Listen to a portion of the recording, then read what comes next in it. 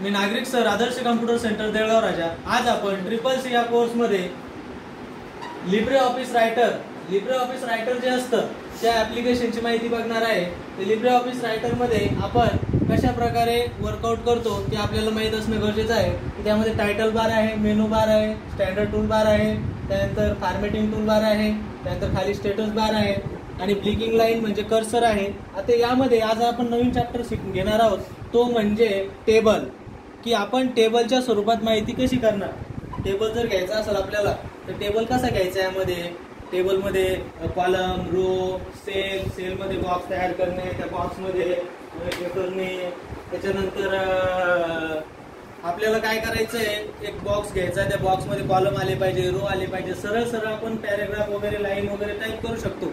पण जर आपल्याला बॉक्स घ्यायचे असेल तर कसे घ्यायचे, तर इथे बघायचं वरती स्टँडर्ड टूल बार मध्ये इन्सर्ट टेबल जे इथे दिलेले कॉलम नाव इन्सर्ट टेबल, ते इन्सर्ट टेबल वरती समोर दिलेले Ctrl+ F12 या Ctrl+ F12 या शॉर्टकट कमांडचाही वापर करू शकता आणि टेबलवर क्लिक करून टेबल सुद्धा घेऊ शकता। फॉर एक्झाम्पल आपल्याला मध्ये लिस्ट तयार करायची, list of item, stationery item असेल, व्हिजिटेबल्स असेल किंवा क्लॉथची लिस्ट असेल, काही कपडे खरेदी करायचे असेल, काही मित्रांची नावं असेल किंवा रिझल्ट शीट असेल, अशा प्रकारचे आपल्याला मार्कशीट बनवायची असेल तर आपण आज काय करू, माझं मार्कशीट तयार करायचं आहे तर आपण काय करू, इथे एक मार्कशीटचा तक्ता तयार करू, वरती हेडिंग देऊ, शाळेचं नाव, तुमचं जी शाळा असेल त्या शाळेचं नाव, सपोज आपण सहकार विद्या मंदिर देळगाव राजा, ओके। शाळेचं नाव दिलं आपण, त्यानंतर आपण इथे टाकू स्टुडंट नेम, विद्यार्थ्याचं नाव, त्यानंतर टाकू रोल नंबर, त्यानंतर इथं समोर जागा सोडून थोडी CLEWS क्लास, कोणत्या क्लासमध्ये आहे ते, ओके। हे सिलेक्ट करायचंय, याच्यावरती माऊस फिरवून सेंटर अलाइनमेंट मधोमध घ्यायचं असेल तर कोणती अलाइनमेंट आहे, सेंटर अलाइनमेंट, शॉर्टकट कमांड आहे Ctrl+E, आलं मधोमध। पेजच्या मधोमध घेण्यासाठी जी अलाइनमेंट वापरली जाते त्याला सेंटर अलाइनमेंट असं म्हणतात आणि त्याची शॉर्टकट कमांड आहे Ctrl+E।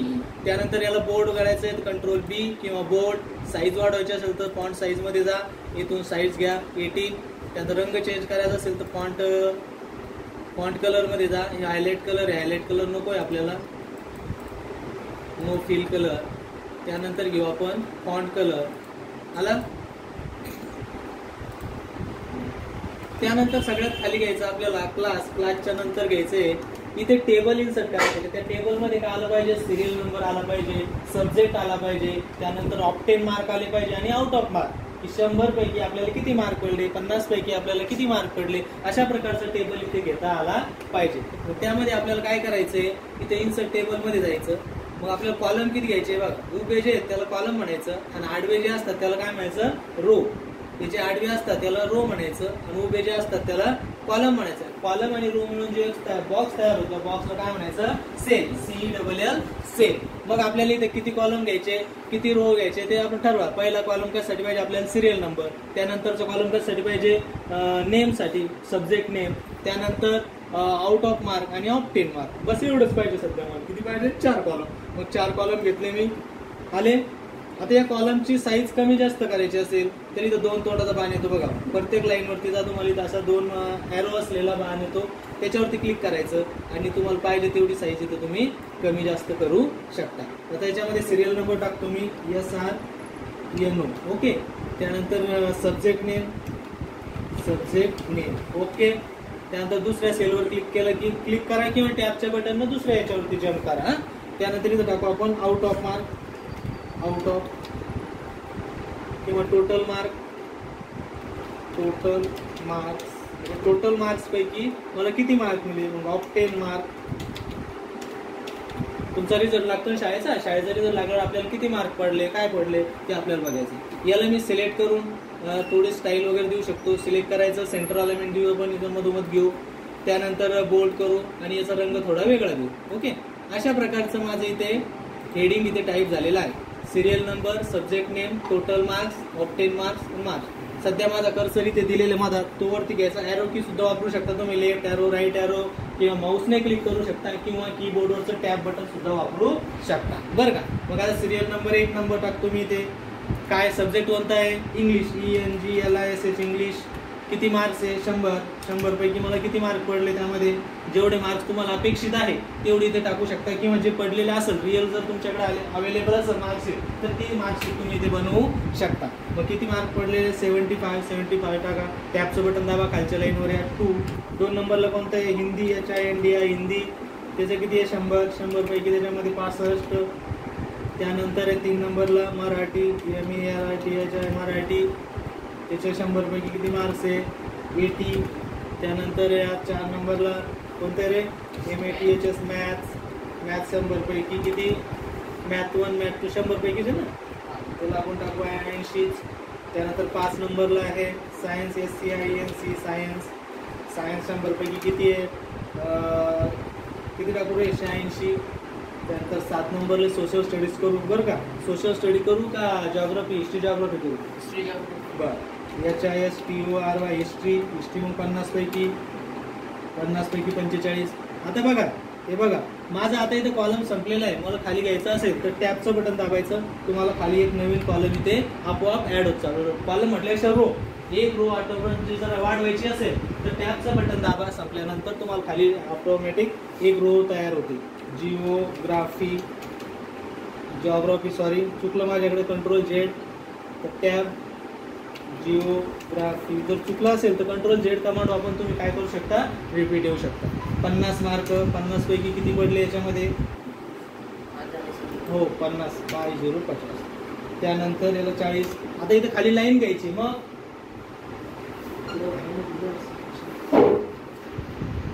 50 पैकी किती मार्क आहे? 40 मार्क. आणि ते खाली घ्यायचं असेल तर टॅब TAB टॅबचं बटन दाबा. 9 नंबरला आता एक तो सब्जेक्ट कोणता आहे? इंग्लिश आहे, हिंदी आहे, मराठी आहे, मॅथ आहे, सायन्स आहे, हिस्ट्री आहे, जॉग्राफी. याच्या व्यतिरिक्त एखादा राहिला का? संस्कृत नाही. आता 100 मार्काचा हिंदी टाकला ना आपण.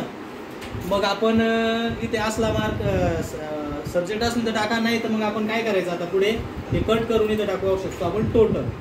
TOTL टोटल किती पैकी किती मार्क पडले ते आपल्याला इथे करायचं. मग अशा वेळेस काय करायचंय? मला आता ह्या ज्या लाईन्स आहेत ह्या लाईन्स इथे नको आहेत. या 2 लाईन मिळून मला एकच लाईन करायची. मग इथे खाली ऑप्शन दिलेलं बघा. ऑप्शन आहे रो अबाव एखादी ओळ घ्यायची असेल, त्यानंतर रोज बिलो एखादी ओळ खाली ॲड करायची असेल, त्यानंतर कॉलम एखादा कॉलम इन्सर्ट करायचा असेल नवीन, त्यानंतर रोज डिलीट करायचे असेल, कॉलम डिलीट करायचा असेल, टेबल डिलीट करायचा असेल, सेल डिलीट करायचा असेल, टेबल सिलेक्ट करायचा असेल, आणि इथं आलेलं आहे मर्ज सेल. मर्ज सेलचा अर्थ असा की जे काही सेल आहेत 2-3 सेल मिळून मला एकच सेल घ्यायचा आहे. 3 सेलमध्ये माहिती तिचं एक करायचं. आता रोल नंबर आणि सब्जेक्ट या 2 सेलचा मला एकच सेल करायचा आहे. मग काय करायचं? इथे मर्ज सेलवर क्लिक करायचं. बघा 2 सेलचा एक सेल झाला आणि याला सेंटर अलाइनमेंट दिलं आहे की आपण ते मधोमध्ये तर याच्यावरती सिलेक्ट करून याला बोल्ड करा थोडंसं, म्हणजे टोटल आपल्याला कळेल. आणि याचा रंग चेंज. मग याची टोटल इथे करायची, याची टोटल इथे करायची. बरोबर आहे. आणि याला अलाइनमेंट चेंज करायची असेल तर एवढं सर्व मॅटर सिलेक्ट करायचं. आणि तुम्हाला असं वाटलं याची अलाइनमेंट चेंज करायची, सेंटर अलाइनमेंट पाहिजे, लेफ्ट अलाइनमेंट पाहिजे, तुम्ही इथे अलाइनमेंट चेंज करू शकता. या सिरियल नंबरची सुद्धा सिलेक्ट करायचं आणि याची अलाइनमेंट चेंज करायची, सेंटर अलाइनमेंट. अशा प्रकारे तुम्ही तुमचं जे मार्कशीट असेल ते अशा प्रकारे डिझाईन करू शकता, तयार करू शकता, त्याला रंग देऊ शकता, त्यानंतर त्याचं डेकोरेशन सुद्धा करू शकता. किती मार्क आहे याची टोटल इथे करा, याची टोटल इथे करा. आलं का? याची टोटल करण्यासाठी तुम्ही कॅल्सीचा वापर करू शकता. स्टार्ट बटन इथे कॅल्सीचं येतं. आलं का? हे कॅल्क्युलेटर तुमच्याजवळ. याच्यावर तुम्ही टाकू शकता किती मार्क पडलेले आहेत. 100, 200, 25. तर जे काही आहे ते सगळे मधात पकडायचं आणि याच्यावरती कॅल्सीवर तुम्हाला जसे कॅल्सी वापरतात तसे कॅल्सी याच्यामध्ये वापरून तुम्ही याचं ॲडिशन करू शकता. आलं लक्षात? अशा प्रकारे तुम्हाला मार्कशीट इथे बनवता आली पाहिजे.